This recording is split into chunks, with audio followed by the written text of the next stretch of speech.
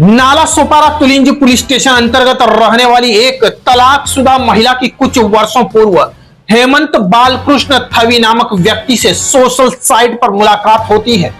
दोनों के बीच बातचीत बढ़ती है। इस बीच महिला अपनी जिंदगी की किताब के सारे पन्ने उसके सामने खोल देती है तथा उसे अपने एक बेटे और एक बेटी के बारे में भी बताती है, जिस पर हेमंत उसे उसके बच्चों सहित अपनाने वो उससे शादी करने का वादा करता है और फिर हेमंत एक घर किराए पर लेकर दोनों साथ रहते हैं और फिर धीरे धीरे समय निकलता गया। इस बीच हेमंत ने नाला सोपारा व विरार में कई घर बदले, जहां हेमंत उस महिला के साथ शादी का आश्वासन देकर लगातार उसके साथ शारीरिक संबंध बनाता रहा, लेकिन हर बार हेमंत शादी के मामले पर कुछ न कुछ बहाना बनाता रहा, जिस पर महिला को हेमंत की संदिग्ध कार्यशैली पर शक होने लगा और आखिरकार एक दिन हेमंत का मोबाइल महिला के हाथ ही लग गया और फिर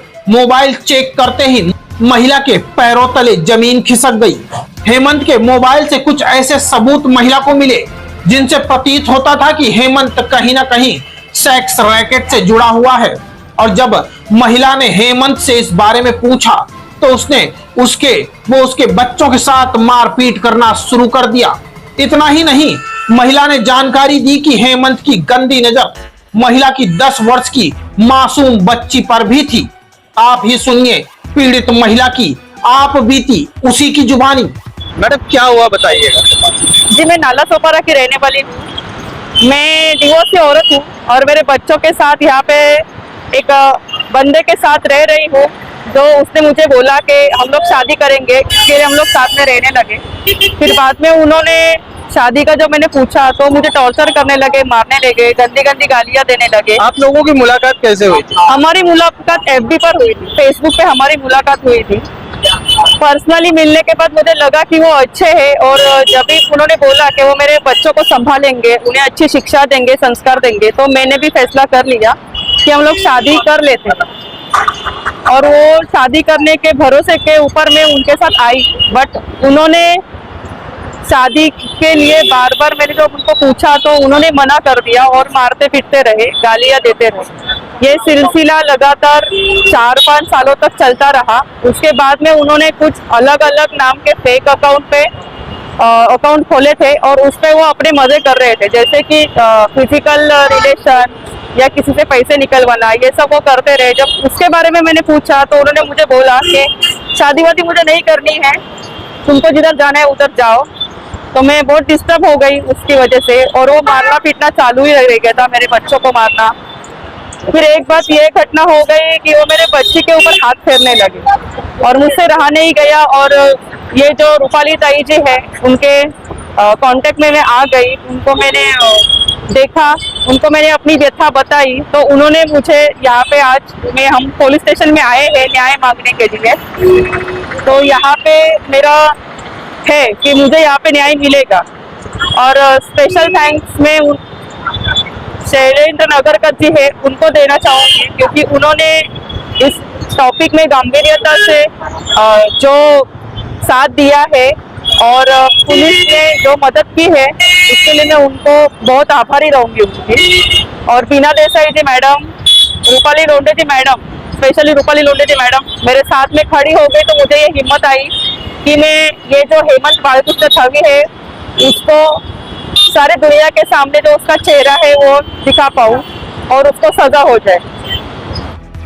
वहीं इस बीच पीड़िता की मुलाकात समाज सेवी रूपाली लोंढे से हुई, जहां रूपाली लोंढे उन्हें तुलिंज पुलिस स्टेशन ले गई, जहां आरोपी के खिलाफ कई गंभीर धाराओं के तहत मामला दर्ज कर तुलिंज पुलिस द्वारा तत्परता दिखाते हुए आरोपी को गिरफ्तार कर लिया है। मैडम क्या नाम है आपका और ये मामला क्या है? मैं रूपाली लोंढे हूँ, महाराष्ट्र प्रदेश महिला संगठन सचिव राष्ट्रवादी पवार साहब से। और लेडीज है, वो हमारे कार्यालय में मदद मांगने आई थी।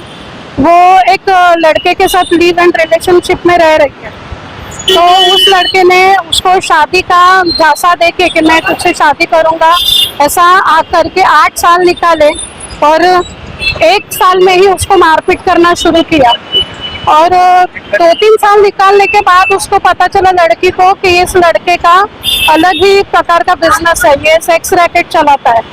और फेसबुक, इंस्टाग्राम ऐसे चैनलों से ये ग्रुप उनका है, तो उसके सारे एविडेंस उस लड़की ने मुझे दिए हैं, वो मैंने पुलिस को दिए हुए हैं। तो वो सब सुनने के बाद वो लड़की घर पे जाने रेडी नहीं थी, क्योंकि उसको पता था कि वो कभी भी उसके बच्चों को और उसको मार सकता है। पुलिस ने इस मामले में एफआईआर दर्ज कर ली? मैं यहाँ पे तुरंत उसको लेके नाला सोपारा तुड़िंज पुलिस स्टेशन में आई। वहाँ पे मैं नगरकर साहब से मिली, जो अपने सीनियर है तुड़िंज पुलिस स्टेशन के। तो उन्होंने सुनते ही एक पूरी स्टोरी उसकी गुना दाखिल करने के लिए बोला गया है। गुना दाखिल भी हुआ है और आरोपी को भी वो लोग ला रहे हैं। दूसरी बात, ये इतना संगीन है कि उस लेडीज के साथ तो किया है, उसकी 10 साल की बच्ची है, उसके साथ भी गंदी हरकतें वो करता था। ये बात पता चलने पे वो एक माँ अपने तक सहन कर सकती है, पर बच्चों के लिए नहीं। तो वो उठ के मेरे पास आई थी। ऐसे मामलों में आप उन महिलाओं को क्या कहेंगे जो सोशल मीडिया पे अज्ञात लोगों से बातचीत करते हैं? मैं ऐसी महिलाओं को, चाहे वो कुंवारी लड़कियां हो, चाहे शादीशुदा महिलाएं हो, या हर पीढ़ी को, सब लड़के हो लड़की हो, सबको कहना चाहूंगी कि इस तरह से सोशल मीडिया के, इंस्टाग्राम, फेसबुक, ये सब चीजें मनोरंजन के लिए ठीक है, अपने आपसी जीवन के लिए ये बिल्कुल घातक है। तो आप अगर फेसबुक, इंस्टाग्राम से कोई प्रेम संबंध या दोस्ती बनाते हो तो उसका अच्छी तरीके से आप खातिरदारी करिए। अपने परिवार को अगर कुछ गलत बातें हैं तो बताइए। इस लड़की ने छुपा के रखा, अपने परिवार से भी नहीं बताया और आज यहाँ तक आ गया है। वहीं पुलिस इस मामले में कई पहलुओं से जांच कर रही है कि हेमंत का सेक्स रैकेट से क्या संबंध है, तथा ऐसा तो नहीं कि हेमंत द्वारा इस महिला की तरह किसी और को भी छला जा रहा हो। हालांकि सभी सवालों का जवाब, वो मामलों का खुलासा तो पुलिस जांच के बाद ही हो पाएगा। नाला सोपारा से क्राइम रिपोर्टर्स टीवी न्यूज की एक रिपोर्ट।